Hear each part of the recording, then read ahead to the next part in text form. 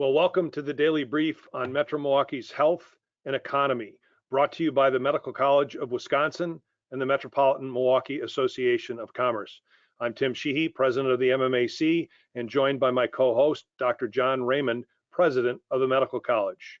Each day at 3:30, we provide you with a 19-minute fact-filled update on the health and economic impact of COVID-19. This broadcast is powered by Aurora WDC. And we're joined again this Friday, as we have been the last couple of Fridays, with Mayor Tom Barrett to help us assess where we're going with COVID-19. But before we do that, let's turn it over to Dr. Raymond for an update on our healthcare status. Thanks, Tim, and good afternoon, everyone. This first slide summarizes various indicators of COVID-19, and I'll run through these quickly. The doubling time for COVID-19 was stable at 14 days in Wisconsin, and it slipped a little bit to 17.7 days in Milwaukee. The daily growth rates over the last 7 days are stable, 3.9% in Wisconsin and 2.9% in Milwaukee. And there were 375 positive tests in Wisconsin today, which is the second highest total since we began tallying these on March 12th. And there were 149 new tests in Milwaukee, which is the highest single day tally since March 12th. And there were 71 new cases in Brown County.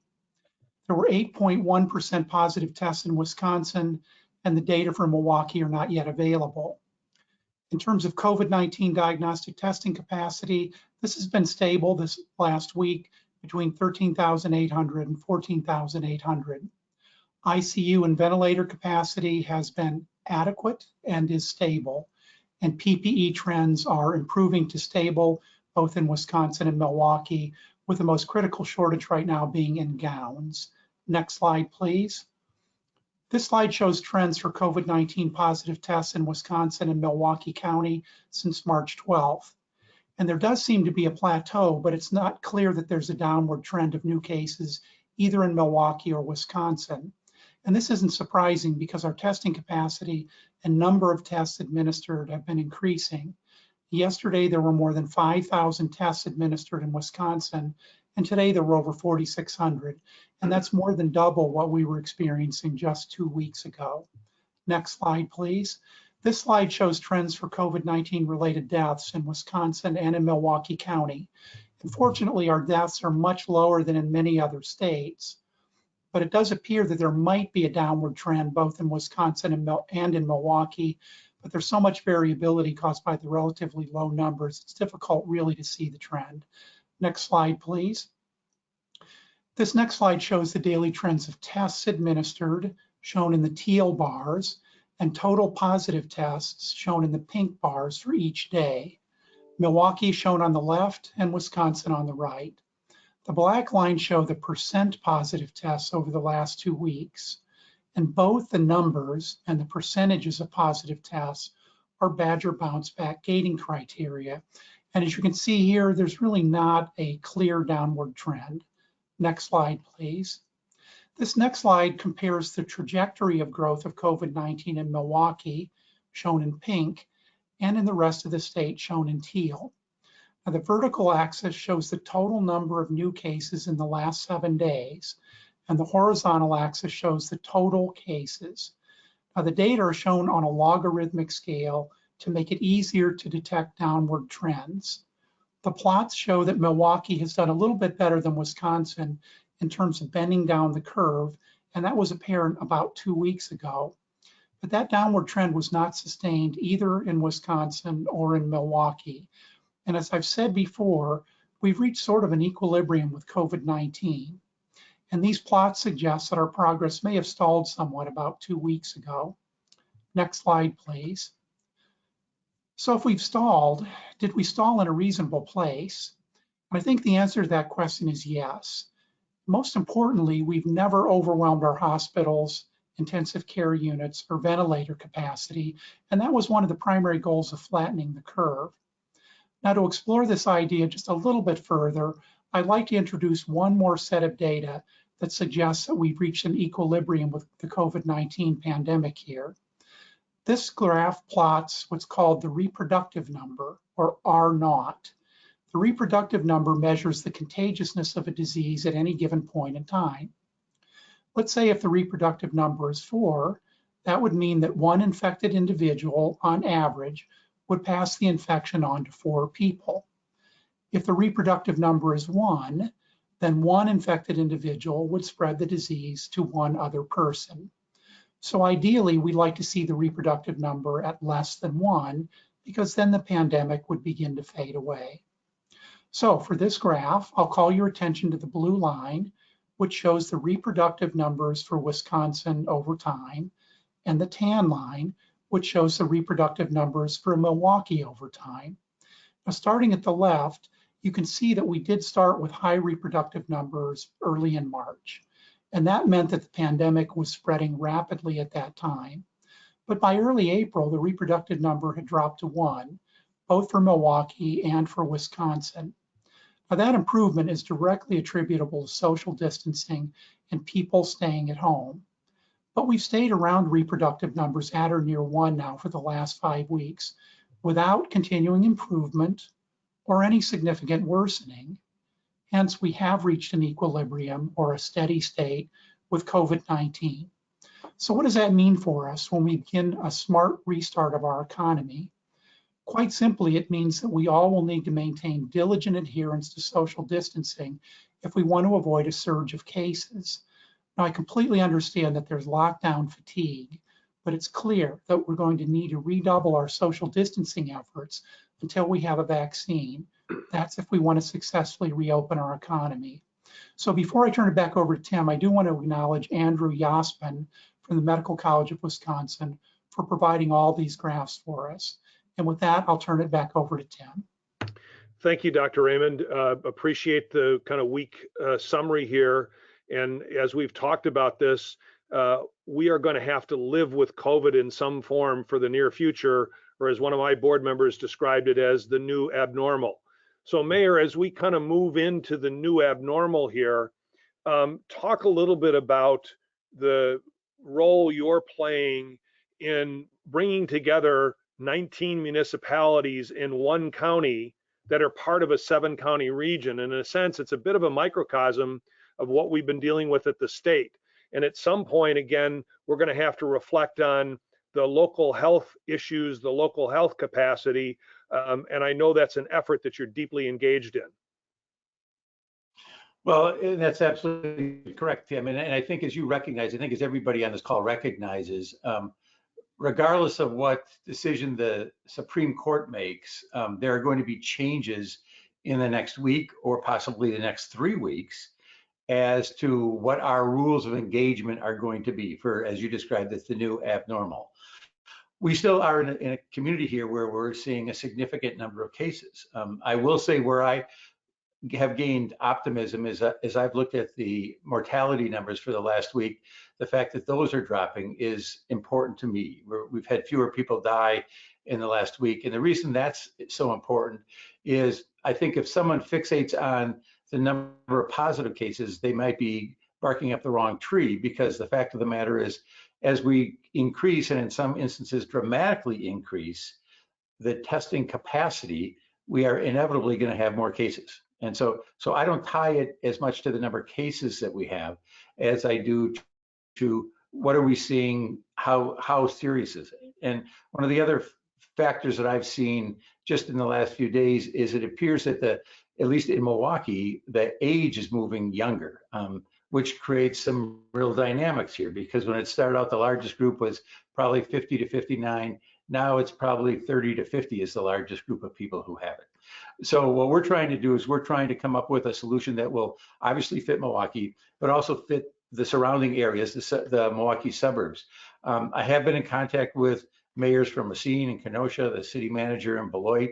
Others are looking to us as well, because we are urban areas where we're seeing more cases. You made reference to the M7 region. Of the 10 counties in the state that have the highest number of cases, all 7 M7 counties are among those top 10. So even though it's growing faster in other places like Brown County significantly, we still have the most number of cases here. So what we're doing in real time right now is we are looking at how we can slowly reopen the economy. When I say slowly, it's an understanding that there's not going to be, as people described over the last couple of weeks, this is not a light switch. And even if it were a light switch in terms of, okay, everybody can do everything they want to do, I think the reality, if you look at the public opinion polls, is that the public is still very, very wary about going out and I think being in social situations.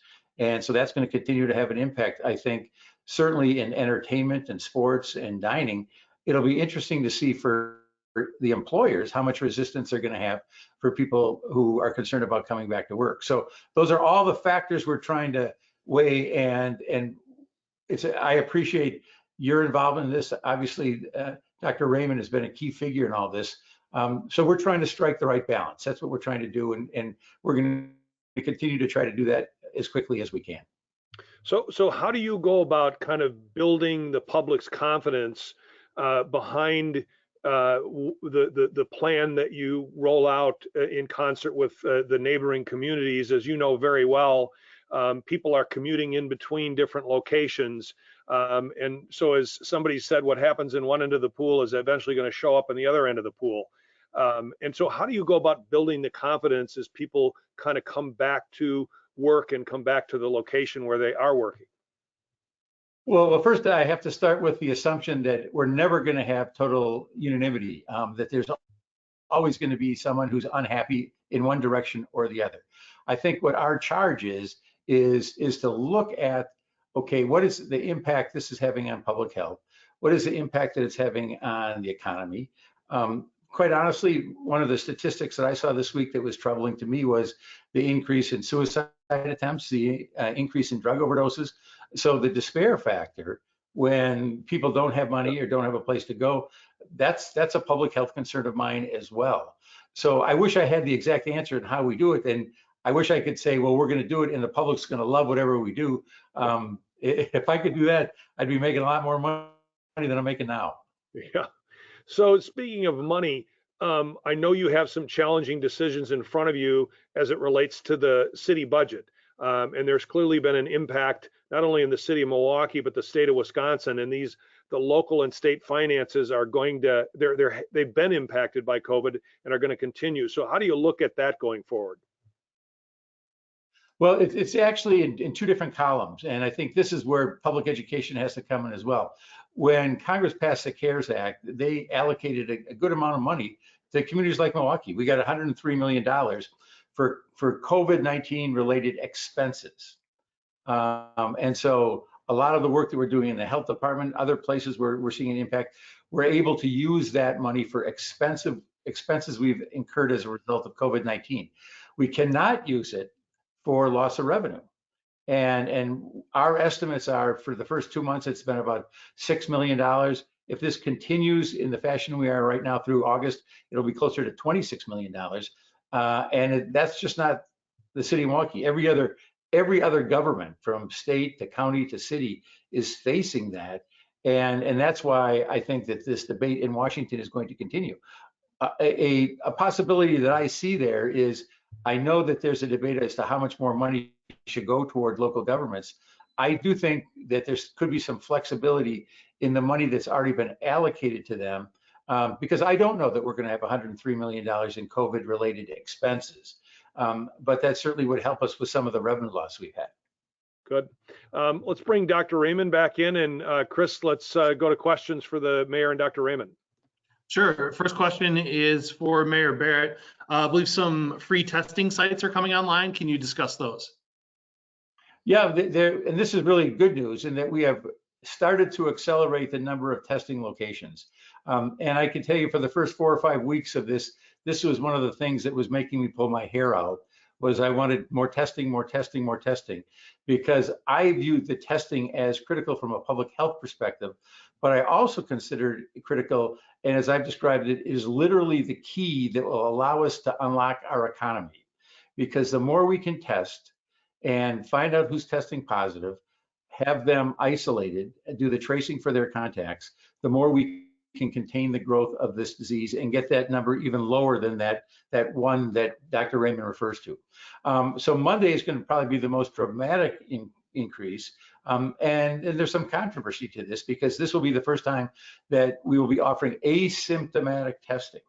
And it's going to occur on the north side of Milwaukee at Midtown, on the south side at UMOS. You do not need to have an appointment. You do not need to have insurance. And we're anticipating, we're working very closely with the state of Wisconsin, with Milwaukee County. The National Guard is doing the actual testing, and they'll have the ability to do probably 500 tests per day, and they're setting up for a week. In addition to that, our community health centers, we have 5 community health centers that are operating out of 7 sites, 3 on the north side, 2 on the south side, and that's offering testing as well. And the more testing we can do, I think the better off we are. The reason the asymptomatic is controversial, and maybe Dr. Raymond wants to weigh in on this, is some people feel that that's not where we should be putting our resources right now. But as we get more testing capacity, and what we're doing is we're working with Exact Sciences out of Madison, is getting the test to them, and they're going to turn them around hopefully within 48 hours.